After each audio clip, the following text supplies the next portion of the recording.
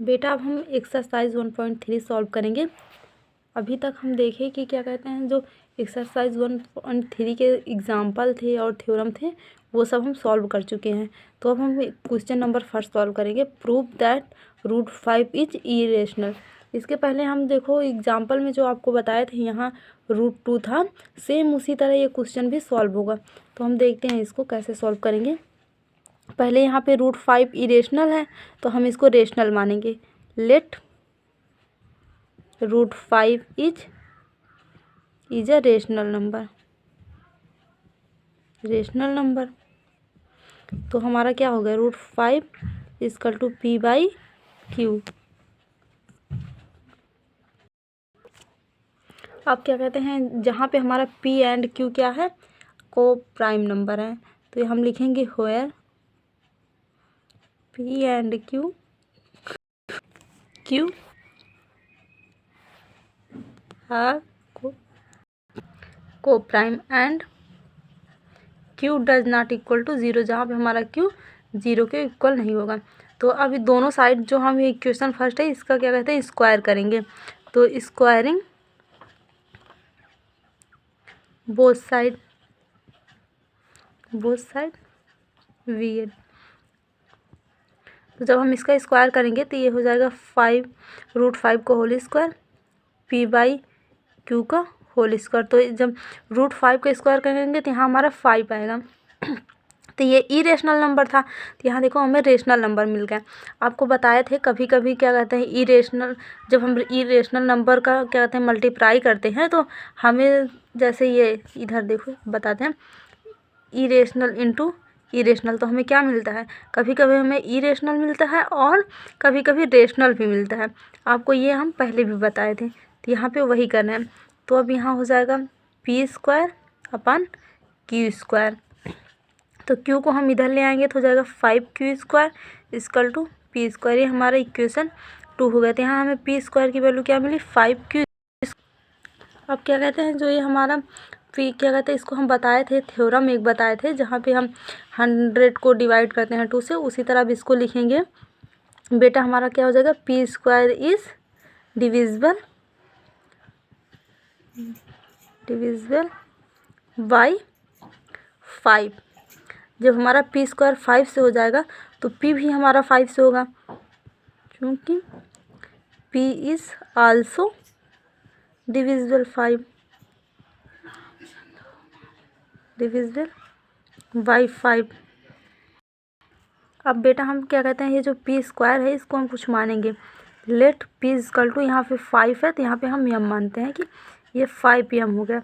तो अब पुटिंग दी वैल्यू, ये जो ये हम माने हैं इसको हम इक्वेशन 2 में पुट करेंगे। लिखेंगे putting the value of P in equation second.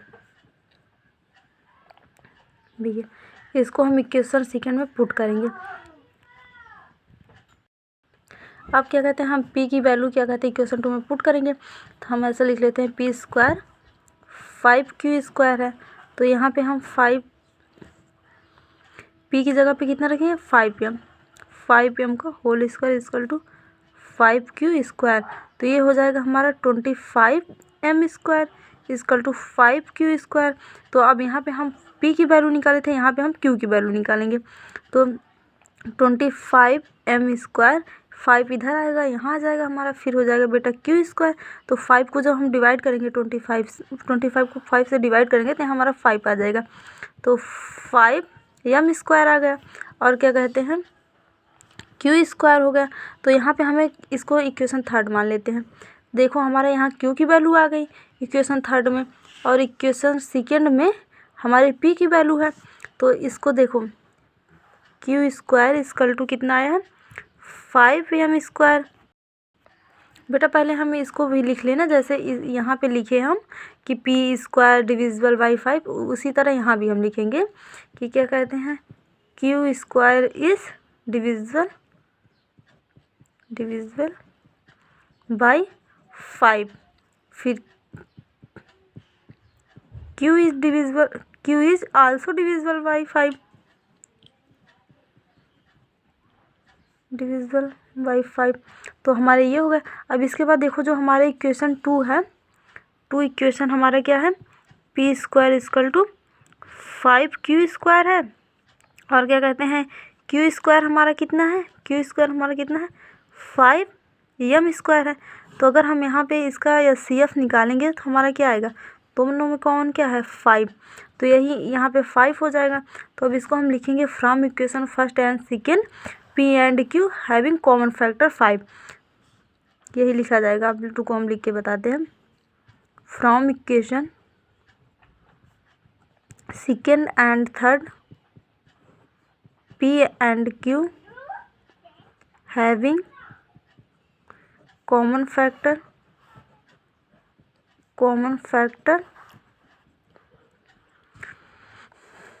5, क्योंकि यहाँ पे हमारा HCF 5 है, यही हम यहाँ पे 5 लिखेंगे, कॉमन फैक्टर 5 है। तो this contradiction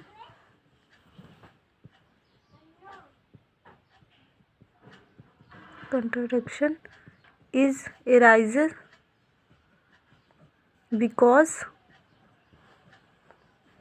of our incorrect assumption, क्योंकि हम जो यहाँ माने थे कि इसको ये हमारा रेशनल नंबर है, इरेशनल माने थे, ये हमारा करेक्ट हो गया, इनकरेक्ट हो गया यहाँ पे, incorrect assumption, correct assumption, hence √5 is irrational number. तो यहाँ हमें प्रूफ हो गया कि क्या कहते हैं √5 हमारा इरेशनल नंबर है।